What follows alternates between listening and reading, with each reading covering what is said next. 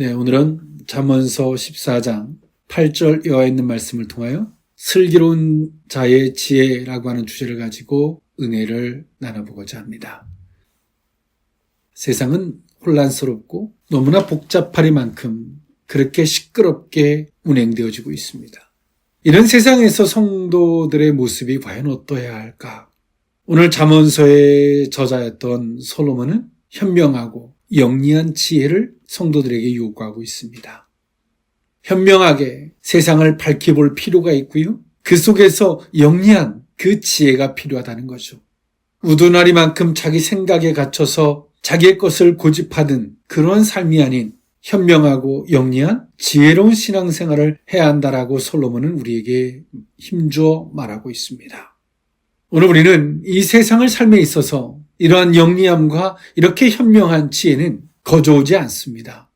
세상에는 처세수를 이야기하지만 성경은 하나님으로부터 오는 지혜, 하나님으로부터 오는 그 영감에 의해서 이 모든 것들이 가능함을 소개해주고 있습니다.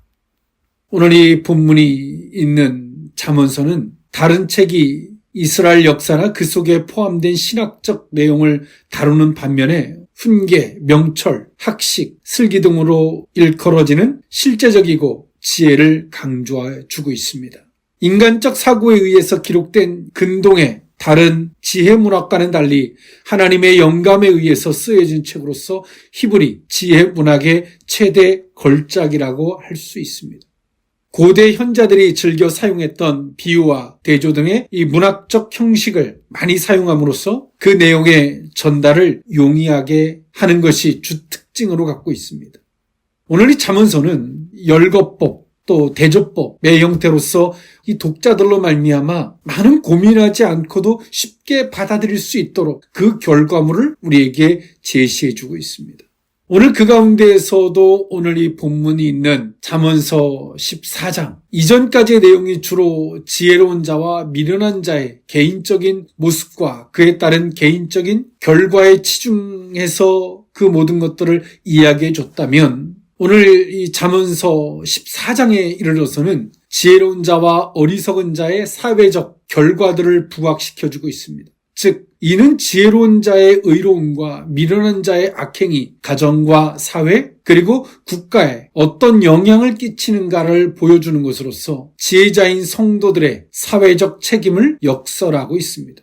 특히 그 중에서도 미련한 자의 악행과 그에 따른 악영향을 부각시킴으로써 그들에 대한 경계와 멀리할 것을 강조해주고 있죠. 또 17절에서 24절을 보면 반대로 지혜로운 자의 선행과 그에 따른 면류관의 보상을 또 강조해주고 있습니다. 이런 사회적 행동들이 개인을 넘어서 더 넓게는 국가의 흥망성쇠를 결정짓는다고 강조해주고 있죠. 이와 같이 성도들은 한 개인을 쪼개놓고 보면 극히 개인적이고 주관적인 것처럼 보이지만 확장적인 개념에서 보면 가정과 사회, 교회 그리고 국가까지도 큰 영향력을 끼치는 주요가 됨을 우리는 볼 수 있습니다. 한 개인의 극히 개인적인 삶이 때론 그 사람이 지도자가 되든 아니면 그 사람이 어느 자리에서 사회의 어느 요직에 섰을 때에 사회에 미치는 파장은 어마어마하죠. 그것은 하나의 사사롭게 개인의 문제를 넘어서 사회 공동체에 미치는 영향력이라고 볼 수 있는 것입니다. 즉 성도는 개인적인 안목을 넘어서 공동체에 속해져 있고 공동체에 영향을 끼칠 수 있는 그 자리에 본인들이 서 있다라고 하는 의식을 가짐이 마땅한 줄 믿습니다. 그런 슬기로운 자의 지혜가 과연 어떤 것인지 오늘 이 본문에 있는 말씀을 통하여 세 가지로 나누어 그 은혜를 나눠보고자 합니다. 첫 번째로는 자기의 길을 아는 것입니다. 잠언서 14장 8절에서 10절에 있는 말씀인데요. 슬기로운 자의 지혜는 자기의 길을 아는 것이라도 미련한 자의 어리석음은 속이는 것이니라. 미련한 자는 죄를 심상히 여겨도 정직한 자 중에는 은혜가 있느니라. 마음의 고통은 자기가 알고 마음의 즐거움은 타인이 참여하지 못하느니라. 아멘. 네, 오늘 이 잠언서의 저자였던 솔로몬은 슬기로운 자의 지혜 중에서 과연 슬기로운 자의 지혜가 무엇이냐라고 솔로몬은 이렇게 정의했죠. 자기의 길을 아는 것이다. 자신의 존재 이유, 나는 어떤 길을 가야 되는지를 아는 사람이라는 것이죠. 오늘 이러한 사람들은 친구가 장에 간다고 따라가지 않습니다. 누가 이런 말 저런 말 한다고 해서 거기에 동조하지 않죠. 오직 자기가 가야 할 길을 압니다. 그렇기 때문에 오늘 이런 사람들은 어떤 말을 들어도 들리는 대로 쫓아가는 것이 아니라 그 말들을 분별할 수 있고 그 말들을 거절할 수 있습니다. 이것이 슬기로운 자의 지혜입니다. 잠언서 14장 3절에는 이렇게 말합니다. 미련한 자는 교만하여 입으로 매를 자청하고 지혜로운 자의 입술은 자기를 보존합니다. 미련한 자는 자신이 무슨 말을 하는지도 모릅니다. 교만하다는 거죠. 살피지 않고 말을 한다는 겁니다. 그 말로 인하여 스스로 매를 보는 것이라고 성경은 말합니다. 그러면서 오늘 잠언서 저자는 그런 말과 또 인간의 처세로서 그렇게 말합니다. 5절에 신실한 증인은 거짓말을 아니하여도 거짓 증인은 거짓말을 뱉느니라. 이때 당시에는 이스라엘의 재판은 2명 이상의 증인이 있어야 유죄를 선고할 수 있도록 법을 제정했었습니다. 그러므로 이때 당시에 뇌물을 받고 거짓 증언을 하는 자들이 많았습니다. 이런 자들 때문에 억울하게 죄인이 되거나 죽임을 당하는 경우도 있었습니다. 그러나 신실한 증인은 자기 양심에 따라 뇌물에 굴하지 않고 본대로 증언하는 자리에 섰습니다. 즉 슬기로운 자는 어떤 물질을 받거나 무엇을 해서 자기가 걸어가야 되는 그것을 굽히지 않는다는 겁니다. 어떤 것들을 살피고 말할 수 있는 이런 지혜들이 있다는 거죠. 그러면서 오늘 솔로몬이 말했던 슬기로운 자는, 그렇게 현명하고 영리한 자는 자기 길을 아는 것이다. 나의 길을 아는 사람은 이런 말 저런 말에도 흔들리지 않고 그런 말들에 쉽게 끌려가지도 않고 자기가 걸어가야 할 길을 갈 뿐더러 어떤 뇌물에 의해서도 자신의 뜻이 굽혀지거나 휘어지지 않죠. 그러면서 오늘 솔로몬은 비교법의 형태로서 그러나 미련한 자는 죄를 대수롭지 않게 여긴다는 거죠. 내가 하는 말들과 하는 행동에 대해서 대수롭지 않게 여기는 거예요. 그러므로 솔로몬은 말합니다. 자신의 길을 아는 것이 슬기로운 자의 지혜라는 사실을. 우리는 내가 가야 할 길을 모르면 세상의 풍조에 따라 다른 사람들의 박수갈채에 따라 삐에로가 될 수밖에 없습니다. 그들의 갈채에 따라 그들의 이목에 따라 우리는 움직일 수밖에 없습니다. 자신의 길을 안다는 것, 어떻게 내가 가야 할 길을 알 수 있을까요? 그것은 또 한편에서는 목표일 수 있고 또 한편에서는 존재 이유일 수 있고 또 한편에서는 사명일 수 있습니다. 나는 누구인지, 나는 무엇을 위하여 존재해야 하는지 이런 것들이 없으면 우리는 욕심에 따라 흘러가고 탐욕에 따라 흘러가고 자존심에 따라 흘러가고 명예에 따라 흘러가고 이것저것에 따라 흘러가는 거예요. 누가 이 말하면 그 말이 맞는 것 같고 저 사람이 이 말하면 또 그 말이 맞는 것 같이 휘둘릴 수밖에 없어요. 그 분별력은 우리가 하나님께로부터 기도하여 하나님 내게 분별력을 주시옵소서, 그럴 때 하나님께서 어느 날 분별력을 옛다라고 주는 것이 아니라 하나님께서 그 분별력을 어떻게 주시냐면 너는 어떤 존재인지를 깨닫게 하십니다. 우리 길을 알게 하시는 거예요. 내가 내 길을 알게 될 때 우리는 거기서부터 무엇이 생기냐면 현명함이 생깁니다. 분별력이 생기는 거죠. 나의 길을 알게 됐으니까 거기서부터 분별력이 생기는 거예요. 이 사람이 아유 저희 가면 너무 좋아 이런 말들이 끌려가지 않는 거예요. 나의 길을 알기 때문에. 욕심이 들어도 막 탐욕의 마음이 들어도 그런 말에 끌려가지 않는 거예요. 나의 길을 알기 때문에. 우리는 하나님께서 은사로 준다라고 하는 그 은사를 그냥 무슨 보따리 하나 던져주는 것 같이, 그러면 우리가 보따리 하나 딱 받으면 갑작스럽게 현명함이 생기고 분별력이 생기는 것 같은 이 착각을 하고 있습니다. 하나님의 은사를 오해하고 있는 겁니다. 자기의 길을 모르는데 무슨 분별을 할 수 있을까요? 자기의 길을 모르는데 누가 이런 말 저런 말 막 수없이 들리는데 그 말을 어떻게 분별을 해요? 잘못된 신비주의자들, 잘못된 은사주의자들이 하는 말들에 속은 거예요. 그런 신앙과는 없습니다. 우리가 글을 읽고 싶어요. 뜻을 알고 싶어요. 글씨 글을 깨우쳐야지 그 뜻을 알죠. 그런데 우리는 글을 깨우칠 생각하지 않고 그 뜻을 알고 싶어 한다면 말이 되겠습니까? 과정이 없는 결과가 어떻게 주어집니까? 그래서 오늘 솔로몬은 말하는 거예요. 슬기로운 자의 지혜는 자기의 길을 아는 것이다. 하나님께서 자기의 길을 알게 하시는 거죠. 너의 정체성, 내가 누구인지, 나는 무엇을 위하여 살아야 되는지 그것을 알고 나면 어떤 욕심의 마음이 들어도 어떤 탐욕의 마음이 들어도 교만한 마음이 와도 그것이 다 분별이 가요. 왜? 나의 길을 아니까. 그런 말들은 내가 가야 할 길에는 걸맞지 않거든요. 우리가 수영을 하러 간다고 한번 칩시다. 누가 내 앞에 와서 꼬드깁니다. 야, 저희가 뭐 옷이 너무나 기가 막혀. 이 옷을 사서 가자. 그 말이 고민해 봐야 될까요? 그 말을 분별하기 위해서 막심층적으로 기도를 해봐야 될까요? 내가 지금 수영을 하러 가는 것이 내가 가야 할 길을 안다면 그 말들은 말 같지 않은 말입니다.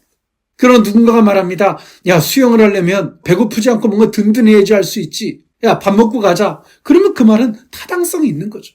그런 분별력이 어디서부터 옵니까? 나의 길을 알 때 거기서부터 그런 말들이 선택할 수 있는, 분간할 수 있는 것이 주어지는 거예요. 그런 지혜가 주어지는 것입니다. 나의 길을 모르면 이 말 들으면 그거 놓고 기도해 봐야 되고 저 말 들으면 저거 놓고 기도해 봐야 되는 이 어리석음을 이야기하고 있는 겁니다. 소경이 눈을 감고 문고리 잡고 있는 것과 똑같은 것입니다.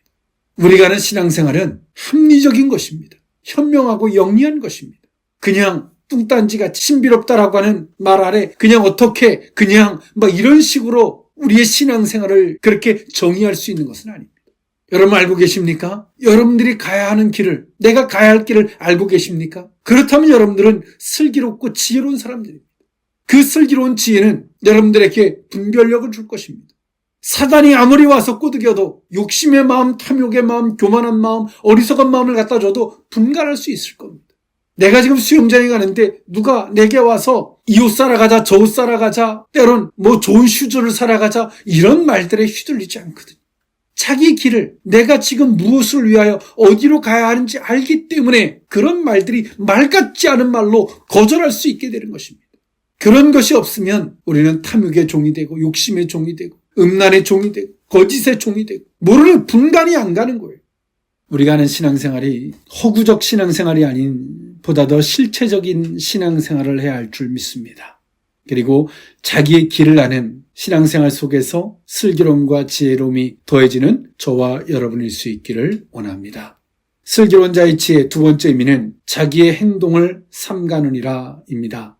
잠언서 14장 11절에서 16절에 있는 말씀인데요. 악한 자의 집은 망하겠고 정직한 자의 장막은 흥하리라. 어떤 길은 사람이 보기에 바르나 필경은 사망의 길이니라. 웃을 때에도 마음에 슬픔이 있고 즐거움의 끝에도 근심이 있느니라. 마음이 굽은 자는 자기 행위로 보응이 가득하겠고 선한 사람도 자기의 행위로 그러하리라. 어리석은 자는 온갖 말을 믿으나 슬기로운 자는 자기의 행동을 삼가니라. 지혜로운 자는 두려워하여 악을 떠나나 어리석은 자는 방자하여 스스로 믿느니라. 아멘. 오늘 솔로몬은 슬기로운 자의 지혜, 그 두 번째로 자기의 행동을 삼가하는 것을 이야기해 주고 있습니다. 오늘 솔로몬은 열거법과 비교법으로서 보다 더 독자들로 말미암아 고민할 것이 없고 쉽게 받아들일 수 있는 형태를 사용했는데 오늘 솔로몬은 말합니다. 악한 자의 집과 정직한 자의 장막을 비교합니다. 집과 장막. 그 지은 형태와 결과물은 한쪽은 너무나 단단하고 한쪽은 너무나 보잘것없죠. 임시적인 것입니다. 그런데 그 결과물은 어떻습니까? 악한 자의 집은 망하겠고 정직한 자의 장막은 도리어 흥할 것을 이야기합니다. 우리는 지금 현재의 어떤 결과물을 내가 갖고 있느냐 보다 어떤 신앙의 자세를 갖고 오늘의 이 자리에 서 있느냐가 중요함을 솔로몬은 이야기해 주고 있는 겁니다. 그러므로 솔로몬은 말합니다. 14절에 마음이 굽은 자는 자기의 행위로 보응이 가득하겠고 선한 사람도 자기 행위로 그러하리라 라고 이야기하죠. 사람의 행위, 그것은 마음과 정신 상태에 따른 결과물이 행동이죠. 그런 행동을 우리가 어떤 생각이 들거나 어떤 마음이 들거나 그것을 행동으로 옮기기까지 자신을 살핀다는 것입니다. 함부로 말하거나 함부로 행동하지 않는다는 것이죠. 그러나 어리석은 사람은 15절에 보니까 어리석은 사람은 생각이 없는 사람은 온갖 말을 믿는 거예요. 앞에서 언급해드렸던 바와 같이 자기의 길을 아는 사람은 누가 무슨 말을 해도 흔들리지 않지만 아무 생각이 없는 사람은 누가 이런 말 저런 말 하면 다 그 말을 믿어요. 그건 착한 게 아닙니다. 그건 어리석고 미련한 것입니다. 사단이 와서 아주 이런 말로 저런 말로 꼬드깁니다. 그러면 아무 생각이 없는 사람은 그런 말들에 끌려가는 거예요. 사단이 종로로 다 끌려가는 거예요. 그것을 뭐라 말합니까? 어리석은 자, 미련한 자라고 성경은 말합니다. 내가 사단에게 속은 것을 넘어서 사단에게 속은 것은 결과물이고요. 자신의 길을 잃어버린, 자신의 길을 놔버린 거예요. 생각이 없이 하나님이 말씀하셨던, 또 우리에게 제시하셨던 그런 말씀을 기준으로 보지 않고 아무 생각 없이 대하고 보다 보니까 어리석은 자가 되었고, 어리석은 자가 되니 당연히 분별할 수 없겠죠. 누가 무슨 말을 하면 다 믿는 거예요. 다 믿어지는 거예요. 받아들여지는 거예요. 사단이 우리에게 꼬드기면 그냥 다 받아들이는 거예요. 아무 생각이 없는 거죠. 그러나 슬기로운 자는 자기의 행동을 삼가이라고 말하죠. 슬기로운 사람은 여기서는 생각이 있다는 거예요. 하나님께서 이렇게 말씀하셨지. 그런 생각과 의식을 갖고 항상 사람들을 대하고 보고 행동하는 거죠. 그런 사람들은 누구 탓을 하지 않습니다. 항상 자신의 책임과 자신의 문제지 누구 탓을 합니까? 지혜로운 자는 두려워해서 악을 떠나나 어리석은 자는 방자하여 스스로 믿느니라 라고 말하죠. 여기서의 방자하다라고 하는 말은 히브리어로 아바르입니다. 기본 의미는 어기다란 뜻이죠. 범하다, 즉 곧 자신이 분수를 넘어서 주제넘게 구는 것 또는 무례히 행동하는 것을 말합니다.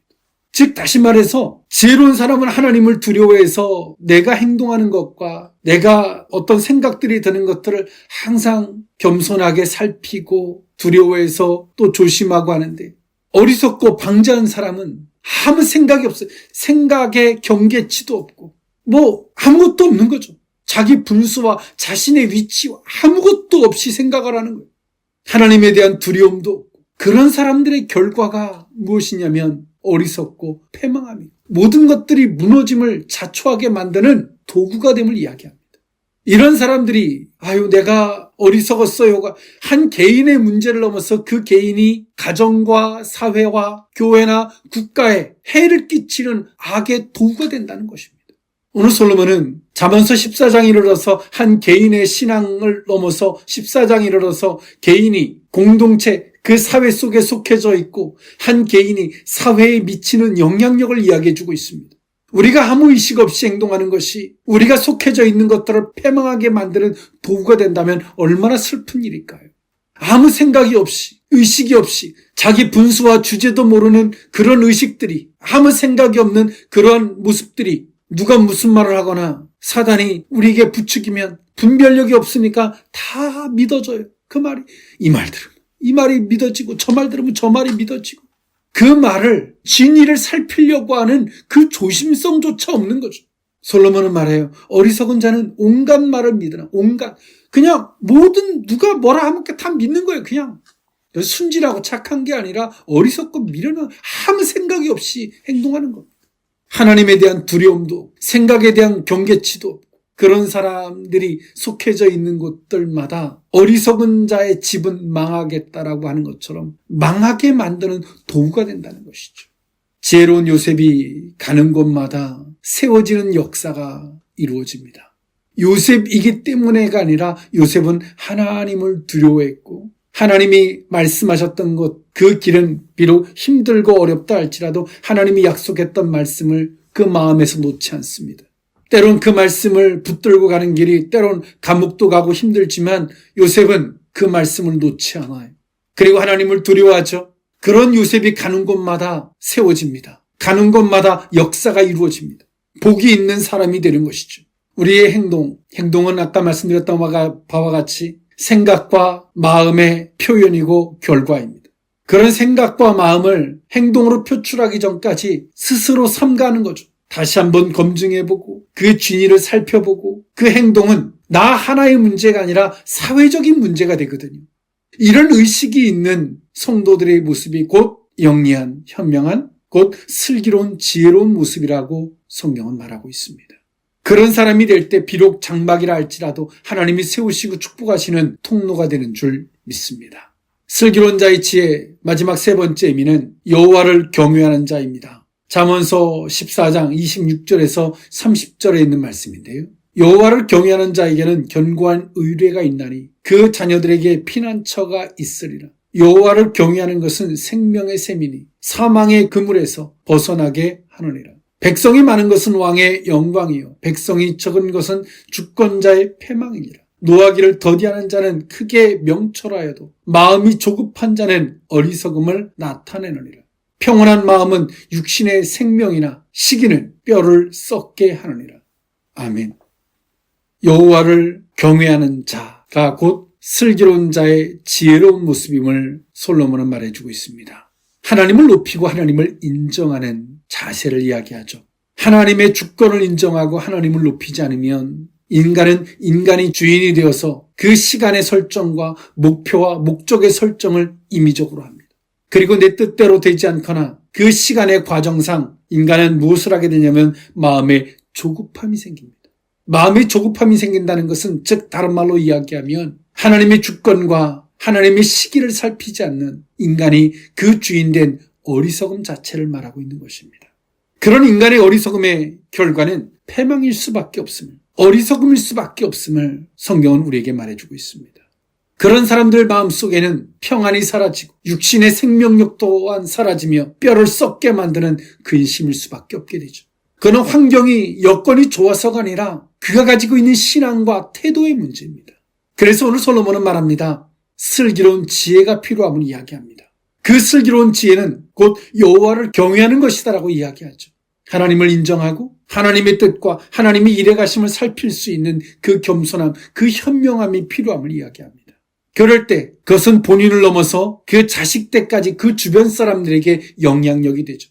하나님 앞에 견고한 의뢰가 되고 어떤 환경과 역경이 와도 하나님의 주권과 그 뜻과 시를 살피는 사람은 하나님을 의지하게 되고 그 의지함은 흔들리지 않게 되는 것입니다. 그것은 본인뿐만이 아니라 자녀들에게까지 피난처가 됨을 성경은 말합니다. 우리의 신앙생활은 복잡한 것 같지만 쪼개놓고 보면 아주 단순하고 분명한 것입니다. 확실한 것입니다. 우리가 하나님을 경외하면 하나님을 인정하고 하나님의 일해가심과 하나님의 역사하심과 그 주권을 그리고 하나님의 그 섭리와 뜻하심을 살필 수 있는 그것을 인정하고 그것을 살필 수 있는 지혜가 오늘 우리의 신앙이라면 우리 속에 조급함은 밀려오지 않습니다. 내가 주인 되어져서 내가 계획을 짜고 그 프레임에서 조금만 벗어나면 막 난리가 나는 그것은 성격이 아니라 하나님을 경외하는 그 자체가 그 속에서 상실되어져 있는 모습의 결과입니다. 의학적으로 접근해서 간이 안 좋으면 어떻고 이것이 안 좋으면 이렇고 신앙인은 신앙으로 접근하는 것입니다.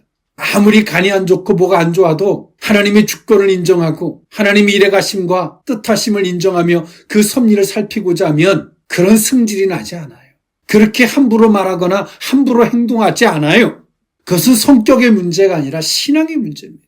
오늘 솔로몬이 말해주고 있는 것처럼 우리 속에 조급함이 있다면 돌아보고 나의 어떤 것들이 무너져 있는 것인지 하나님께서 때론 우리들에게 기근이든 힘듦이든 역경이든 이런 것들을 주므로 하나님께서 우리에게 일깨워 주시고자 하시는 겁니다. 무엇을? 하나님을 경외해야 돈의 종이 아니라 물질의 종이 아니라 물질의 노예가 아니라 하나님을 경외하는 그 경외함으로 살아야 함을 우리에게 일깨워주고자 하는 것입니다. 우리가 조급함이 올 때 단순하게 사단으로부터 왔다라고 거절한들 그 속에 하나님을 경외함이 없다면 하나님의 주권을 인정하고 그 하나님의 뜻하심과 섭리를 살피는 마음이 없다면 아무리 조급함을 물리쳐도 계속 밀려옵니다. 파도처럼 밀려와요. 그렇게 우리가 수없이 거절하다 계속 밀려오면 하나님께로부터 온 것인가 또 착각에 빠지죠. 하나님을 경외하면 이런 마음이 오지 않습니다. 오늘 우리 속에 슬기로움의 그 지혜가 있어야 할 줄 믿습니다. 왜냐하면 성도는 하나의 개인의 신앙인 것처럼 보이지만 가정과 사회와 국가에 영향을 미칠 수 있는 확장적인 요소를 갖고 있기 때문에 그렇습니다. 하나님은 어린 사무엘 한 사람의 신앙 안에서 잃어버렸던 언약궤를 되돌아오게 하셨습니다. 이스라엘이라는 나라를 세우셨습니다. 그 어머니 한나의 신앙 고백으로부터 시작한 사무엘의 그 한 사람의 신앙 고백이 이스라엘이라는 나라의 근간을 세웁니다. 비록 나는 혼자라고 나는 방 안에 있고 나는 만나는 사람도 없고 나는 한 사람이라고 여길 줄 몰라도 나 한 사람으로 인하여 하나님께서는 세우실 수 있습니다. 그 한 사람의 신앙 고백으로 그 역사를 이루실 수 있는 분이십니다. 하나님은 많은 사람을 부르시는 게 아니에요. 하나님은 노아 한 사람으로 인류의 새 역사를 쓰셨습니다. 우리가 가지고 있는 공동체 의식, 이 사회적 의식을 갖고 있는 성도들의 모습이 되어야 할 줄 믿습니다. 자기의 길을 모르면 분별력도 없을 뿐더러 끊임없이 이 사람 저 사람들 말에 때론 사단의 미혹에 끌려다닐 수밖에 없는 어리석은 자가 된다는 사실을 기억하시고 하나님을 두려워하고 진실의 여부를 살피고자 하는 사람은 자신의 행동을 삼가는 줄 믿습니다. 어떤 생각과 마음이 들어도 말과 행동으로 쉽게 내뱉지 않는 것이죠. 그 결과물은 자신이 책임지는 것입니다. 하나님께서는 그 행동에 따라 보응하시는 하나님이 되시기 때문에 그렇습니다. 여호와를 경외하는 것이 곧 슬기로운 지혜의 모습인 줄 믿습니다. 기도하겠습니다. 사랑하는 하나님, 우리 속에 슬기로운 자의 지혜가 필요한 시대를 우리는 살고 있습니다. 사회가 혼란스럽고 극도로 극과 극이 치닫는 그 모습 속에서 우리는 누가 옳았느냐, 누가 그릇되었느냐를 보기보다 한 개인의 악랄함과 어리석음이, 그 잔인함이 국가에 미치는 영향이 어떤 것인지, 또 한 사람의 희생이 국가에 미치는 영향이 어떤 것인지 우리는 사회적으로 너무나 잘 보고 알고 있습니다. 그러면서도 하나님, 우리는 그 속에서 나 하나의 개인이 가정과 교회와 국가에 미치는 영향이 어떤 것인지, 영향력이 어떤 것인지를 살필 수 있는 그 슬기로움이 있기를 원합니다. 주여, 선한 도구의 삶이 되게 하여 주옵소서. 축복하옵고 예수님의 이름으로 기도하옵나이다. 아멘.